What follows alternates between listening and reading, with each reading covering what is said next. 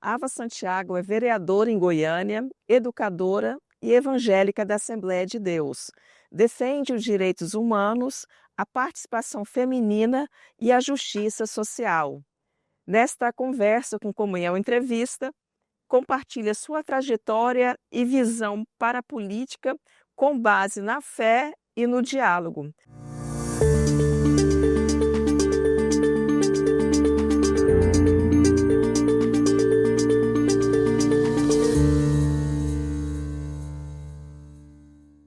Ava, muito obrigada por receber a revista Comunhão e seja bem-vinda. Muito obrigada a todo mundo que compõe a equipe da revista Comunhão, pelo trabalho que vocês fazem e por esse espaço de escuta e construção de uma agenda que, se depender de nós, deve alcançar ainda mais gente. Estou muito feliz de estar aqui com vocês, conversando contigo, Flávia. Obrigada. De que forma a sua fé, Ava, na Assembleia de Deus impacta as suas decisões como vereadora? Bom, eu sou membro da Assembleia de Deus, mas a minha fé é no Evangelho de Cristo, que é muito maior que a Assembleia de Deus, que precede as organizações religiosas, que sucede as organizações religiosas. A minha fé é em Jesus. E a minha fé em Jesus, vivida de maneira congregacional, me levou até a Assembleia de Deus.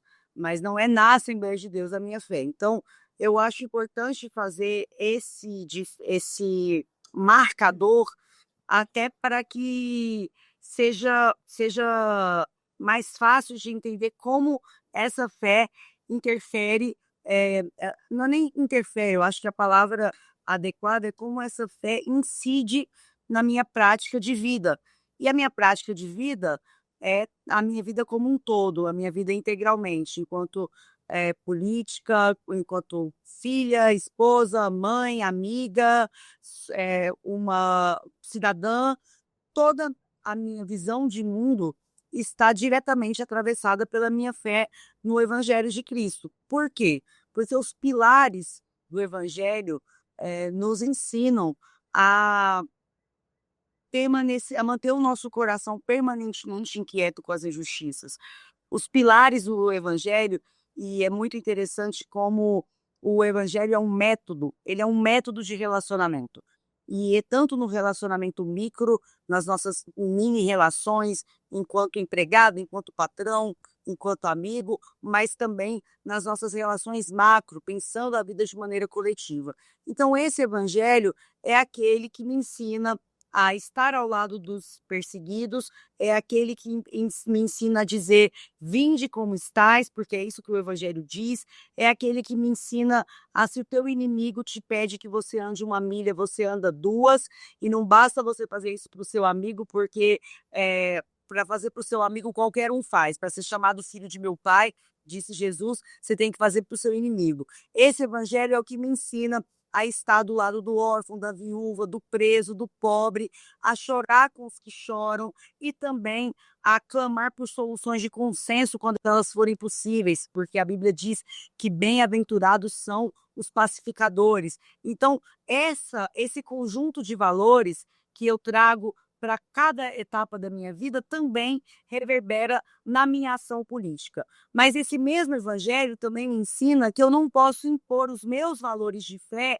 a quem quer que seja, porque esses valores me pertencem, eles pertencem a quem congrega a mesma fé que eu, e eu não tenho como, a partir deles, obrigar quem quer que seja a seguir essa carta de valores. E essa carta de valores, ela é para mim. Eu acho interessante que a gente vive um tempo em que as pessoas querem impor a sua visão religiosa para os outros, quando elas próprias não aplicam o básico da sua premissa de fé naquilo que fazem. Então, esse evangelho, por exemplo, ele me leva ao episódio em que Jesus disse para os seus discípulos, ele não disse para os outros, ele disse para os seus discípulos: olha o rosto que está na moeda, de quem que é? É meu ou é César? É César. Então, dê a César o que é de César e a Deus o que é de Deus. Ali Jesus fazia a separação entre Estado e religião. Então, nesse sentido, eu aplico os valores do Evangelho para promover um espaço político e uma entrega política que seja na redução das desigualdades, na redução das injustiças, na promoção da dignidade das pessoas. Nunca para impor aquilo que eu acredito que seja certo, pecado ou valores de salvação para a vida em sociedade, porque esse Evangelho também me ensina a fazer essa separação. Ok. Quais desafios, Ava, você enfrenta por ser mulher no ambiente político? Nossa, Flávia, são tantos desafios e eles são muito estruturais de uma lógica de poder que se faz a partir do masculino, né? A gente tem uma sociedade organizada a partir do masculino e que muitas vezes, inclusive, usa o evangelho como justificativa, mas o evangelho de maneira nenhuma justifica isso. A Bíblia é muito clara quando ela diz que em Cristo não há homem, não há mulher, não há judeu, não há grego, não há gentio, não há escravo, não há servo, todos são feitos iguais em Cristo. Eu costumo dizer que as diferenças territoriais, sociais, as diferenças de gênero, todas elas caíram por terra na cruz, porque na cruz eu, Ava, você, Flávia, aqueles que estão operando as câmeras, aqueles que estão nos assistindo, homens, mulheres, todos nós fomos restituídos à nossa humanidade a partir da cruz. E é muito importante, então, trazer isso como método para enxergar como a política, quando coloca mulheres no lugar de subalternidade, também está indo na contramão do evangelho. Então, nós temos um país que é governado por homens, historicamente, todos os espaços de poder são majoritariamente ocupados por homens. O Congresso Nacional nunca teve uma mulher presidindo, a Câmara dos Deputados nunca teve uma mulher, o Senado nunca teve uma mulher, a Câmara de Goiânia nunca teve uma mulher presidindo, assim como a cidade de Goiânia também nunca teve uma prefeita. Então, essa estrutura, que não é feita para que a gente ocupe, ela também tem mecanismos de nos repelir. É importante a gente compreender isso, sabe, Flávia? Para que não pareça que é natural que as mulheres não cheguem ou não permaneçam. Não, esse sistema de coisas, esse conjunto de operações, ele é feito não só para a gente não chegar, mas para quando uma de nós chega, a gente ser repelida imediatamente. Não à toa, o meu mandato, a gente criou aqui uma frente intermunicipal de mulheres pelo fim da violência política de gênero, e para isso a gente fez uma ampla pesquisa e nós descobrimos que apenas 8% das vereadoras se reelege, enquanto 92% dos vereadores se reelegem. A gente descobriu que apenas 6% das prefeitas se reelege, enquanto 94% dos prefeitos se reelege. Isso é muito chocante, porque aponta que mais difícil do que chegar ainda é permanecer e conseguir construir uma longevidade nesse lugar que é feito para nos empurrar para fora. E aí talvez alguém esteja se perguntando, ok, mas na prática, como é que esse lugar é feito para nos empurrar para fora? E eu explico, Flávia. Nós não temos uma estrutura mínima para receber, por exemplo, mães na política. Quando eu fui candidata, a primeira vez, em 2020, meu filho tinha 1 ano e pouco, e eu ia para a rua pedir voto carregando meu filho. Afinal de contas, essa é uma etapa da vida da criança, que a criança está muito apegada à mãe. Naquele contexto, nós vivíamos uma pandemia, então eu não tinha uma rede de apoio à minha disposição por causa da pandemia, então eu precisava levar o meu filho comigo. Eu te pergunto, quantos homens que eram meus concorrentes eu encontrei pedindo voto carregando sua criança? Nenhum. Nós éramos mais de 1.200 candidatos à vereança na cidade de Goiânia. Eu não encontrei nenhum homem que precisava carregar o seu filho para pedir voto, porque enquanto nós precisamos nos organizar, pensando na lógica de cuidar das nossas famílias, esses homens sempre têm as mulheres em casa cuidando dos seus filhos para que eles disputem espaços de poder. a reação das pessoas quando me viam com Davi era sempre de surpresa, de inquietação e às vezes de incômodo, como se elas tivessem alguma coisa a ver com isso. Ah, meu Deus, o que que você está fazendo com essa criança aqui? Elas nunca se perguntaram por que que tantas mulheres precisam levar os seus filhos para o trabalho ou por que tantas mulheres precisam deixar de trabalhar porque não tem com quem deixar os seus filhos. Esse é um dos exemplos de como essa estrutura não é feita para nos receber. Quando eu cheguei na Câmara, por exemplo, uma das primeiras coisas que eu criei foi o Gabinete Kids, que é um espaço para mães de filhos pequenos poderem levar seus filhos para a Câmara. Isso nunca tinha acontecido, porque uma mãe de filho pequeno nunca tinha sido eleita naquele lugar. Então, a gente tem o tempo inteiro um processo de dificultar a nossa chegada, de deslegitimar o nosso lugar. Recentemente, o prefeito de Goiânia, num evento pago com dinheiro público, foi falar de mim e falou assim, porque eu fiscalizo, eu sou uma vereadora de oposição, eu apresentei várias denúncias contra contratos feitos por ele, consegui que as minhas denúncias fossem acatadas pelo Ministério Público. Ele se referiu a mim como Ave Maria, ele falou, eu não chamo ela de Ava, eu falo Ave Maria, que mulher enjoada. Um prefeito de uma cidade, de uma capital do estado, se referindo assim a uma vereadora, sendo que tem homens que também estão na oposição e ele não se refere assim a eles.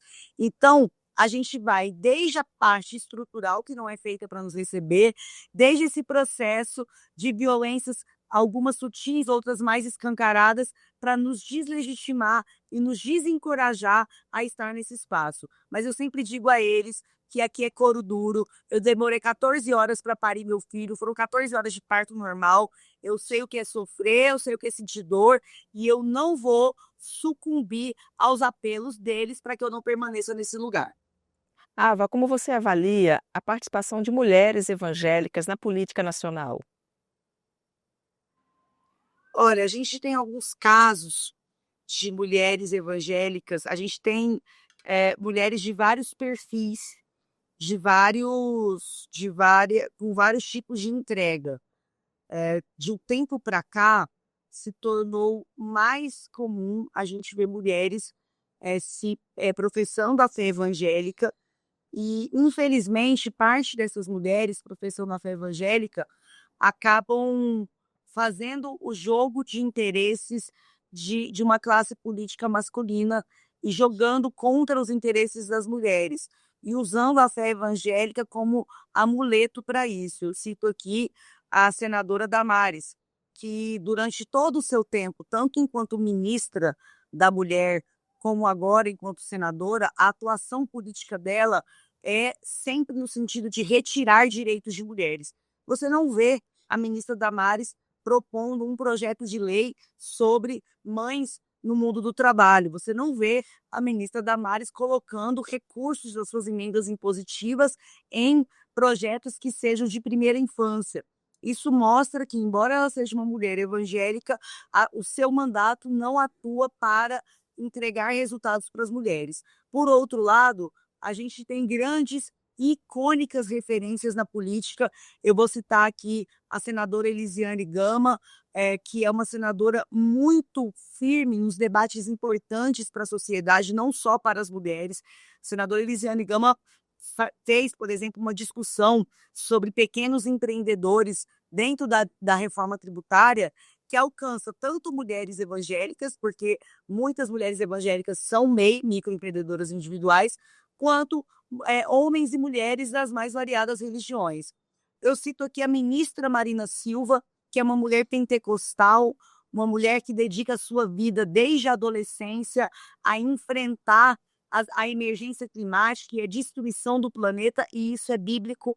Isso é bíblico. O que a ministra Marina faz é trazer toda a sua sofisticação acadêmica, a sua sofisticação intelectual, aliada ao seu histórico de luta. Ela traz tudo isso para cumprir o evangelho, porque é o evangelho que manda a gente cuidar do planeta. Porque o profeta Amós, a gente pode dizer que é um profeta ambientalista, porque ele profetizou para o povo sobre a destruição da terra, porque a Bíblia tem regras até sobre o plantio. A gente está vendo agora que o Congresso aprovou na calada da madrugada esse PL da devastação, que tira toda a regulação do uso do solo e, muito lamentavelmente, a bancada evangélica quase inteira votou a favor desse PL, descumprindo premissas básicas do Evangelho de Cristo sobre o cuidado com a natureza, sobre o cuidado com a terra. A Bíblia diz que a terra geme em busca daqueles que irão se posicionar para defendê-la, para cuidar dela. E a ministra Marina dedica a sua vida inteira a fazer isso. Então, recentemente, cerca de um ano, o estado de Goiás ficou 3 dias debaixo de fumaça. Fumaça das queimadas do Cerrado. Parecia que a gente estava em Londres, mas não era neblina, era fumaça de queimadas. E no segundo dia, o meu filho não foi para a escola, porque o nariz dele estava sangrando. Quando eu fui acordá-lo, tinha uma poça de sangue no travesseiro dele. E eu descobri que, obviamente, aquilo era por causa das queimadas. Eu liguei para a professora e a professora me informou: olha, mais da metade dos coleguinhas dele também não vem pelo mesmo motivo. A gente ia para os hospitais, Flávia, e os hospitais estavam lotados de crianças com problemas respiratórios por causa da destruição do planeta. Então, defender a vida, defender as crianças, defender o direito do nascituro, que é aquele que ainda está na barriga da mãe, é defender o meio ambiente, é defender o planeta, é enfrentar as tragédias climáticas. E a ministra Marina, mulher evangélica, faz isso desde a adolescência e entrega resultados que fazem dela uma referência mundial de acertos no tocante à agenda ambiental. E cito ainda aquela que, para mim, foi a minha primeira referência na política, a Benedita da Silva. Benedita da Silva, mulher preta, empregada doméstica, favelada, crente da Assembleia de Deus. A Bené foi, para você ter uma noção, a Bené foi empregada, a mãe da Bené foi empregada do Juscelino Kubitschek.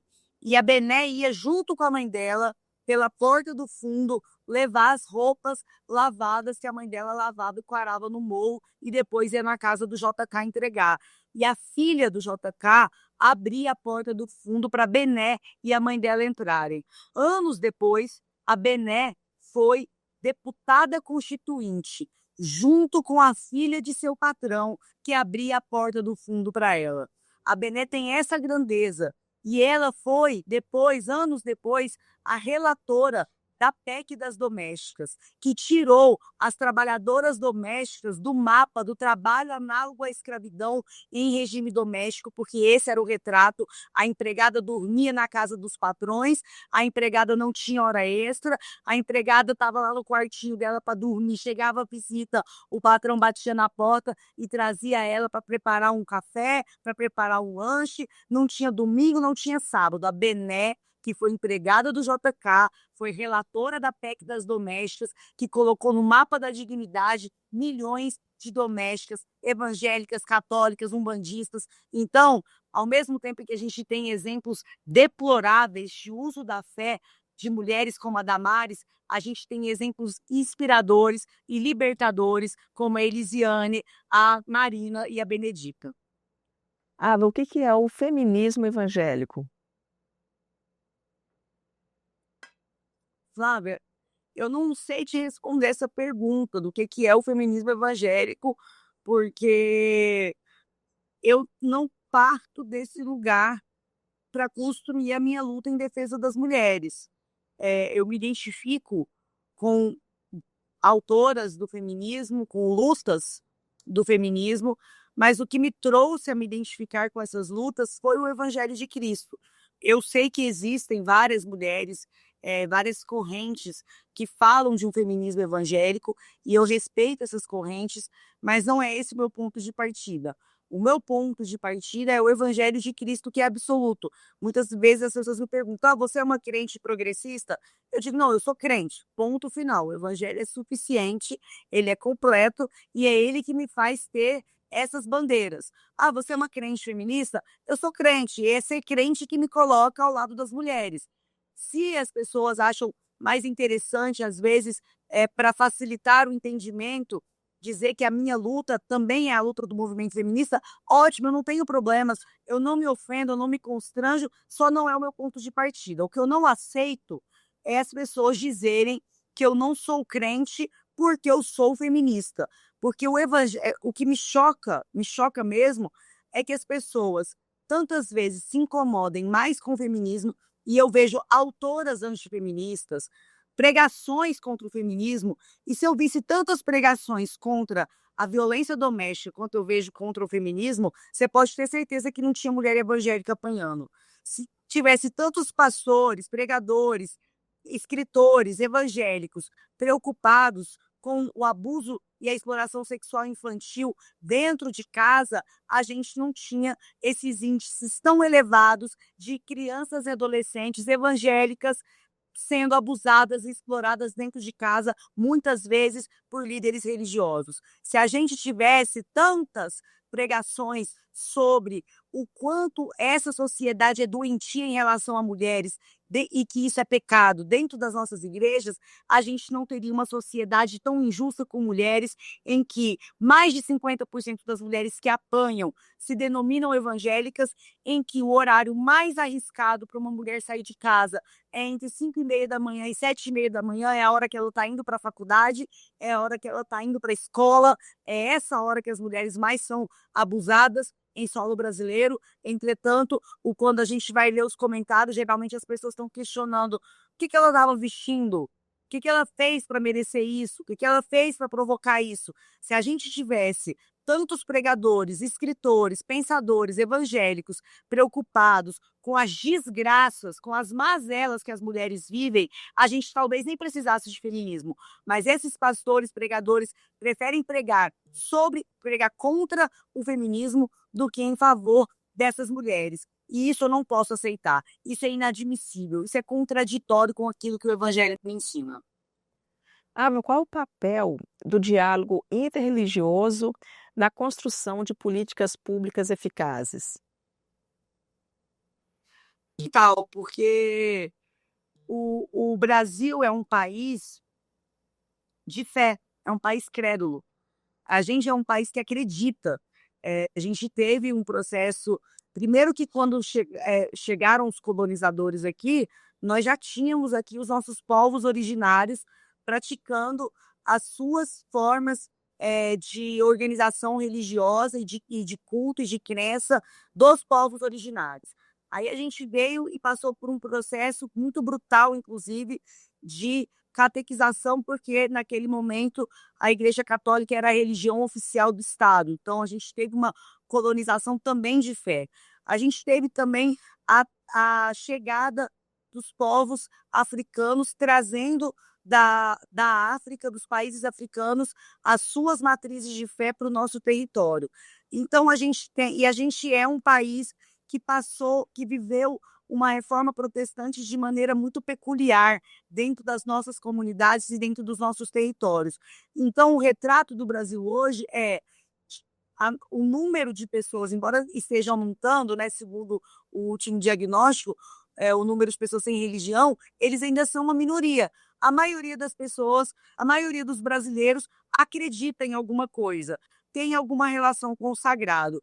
Então, é impossível a gente pensar soluções coletivas que alcancem as pessoas de maneira profunda e abrangente, sem colocar na mesa as mais variadas matrizes de fé, porque tem brasileira e tem brasileiro praticando essa fé, enquanto também experimenta outros problemas. Então, trazer essas lideranças para a mesa, para pensar a política pública, é fundamental, porque na maioria das vezes, onde o Estado, e quando eu digo Estado, eu estou falando da estrutura do Estado brasileiro, prefeituras, poder público, governos estaduais, enfim, toda essa estrutura, todos esses agentes públicos, quando o Estado falha, geralmente as pessoas recorrem às suas comunidades de fé para procurar socorro. Então, a gente tem as igrejas evangélicas produzindo muita solução nas suas comunidades, tanto de solução para questões mais urgentes, como alimentos, como até bolsas para os filhos daquelas comunidades estudarem. A gente tem uma experiência ampla de pastorais na Igreja Católica, pastoral da negritude, pastoral terra, na reforma agrária. A gente tem um belíssimo trabalho dos espíritas em relação a alimentar os fatos, os desvalidos, os descamisados, as religiões de matriz africana que têm uma lógica ali de quilombo, né, de aquilombamento, em que dentro da sua própria comunidade você tem uma lógica alimentar e de cuidado, de cura. Cada uma dessas religiões tem experiências muito bem-sucedidas para resolver problemas da sociedade. Então, eu acredito que a partir dessas experiências, se elas forem ouvidas conjuntamente em um diálogo interreligioso, a gente só tem a avançar na redução das desigualdades. Vereadora, que iniciativas você tem desenvolvido para ampliar a presença feminina na política local? Olha, eu citei por alto aqui no início da minha fala a Frente Intermunicipal de Mulheres pelo Fim da Violência Política de Gênero. É uma frente que eu criei que congrega mais de 100 vereadoras, prefeitas, vice-prefeitas, algumas primeiras damas também, de todo o estado, de vários municípios, de vários partidos diferentes. A gente não tem um recorte partidário nessa frente, que é justamente para criar mecanismos para que essas mulheres permaneçam nos mandatos. Como eu disse, as condições de permanência das mulheres na política é muito difícil. Então, a gente oferece consultoria jurídica gratuita para elas, a gente oferece consultoria de comunicação também gratuita para elas, para que dentro das suas cidades elas tenham condições de disputar minimamente em condição de igualdade com as estruturas masculinas, que geralmente são muito maiores e muito mais abastadas. Para além disso, a gente cria mecanismos de fortalecimento de mães no mundo do trabalho, porque a não participação de mulheres na política, ela é o resultado de um processo estrutural de exaustão das mulheres. Então, as mulheres estão sempre muito cansadas, porque a gente está o tempo inteiro lutando por condições de sobrevivência para nós, para os nossos filhos. Então, se a gente cria circunstâncias para que as mulheres tenham mais tranquilidade no mundo do trabalho, elas também podem ter mais tempo e condições para pensar a ocupação delas nos espaços da política. Vereadora, muito obrigada por atender a revista Comunhão e pela participação. Eu que agradeço o convite, o espaço, as perguntas que me permitiram falar de maneira mais profunda sobre temas tão sensíveis, e que Deus continue abençoando o trabalho de vocês, a forma como vocês fazem esse trabalho, e contem sempre com essa vereadora aqui para a gente bater bola e pensar soluções para o Brasil. Muito obrigada. Gostou desse conteúdo? Quer saber mais? Basta acessar comunhão.com.br e nos seguir nas redes sociais.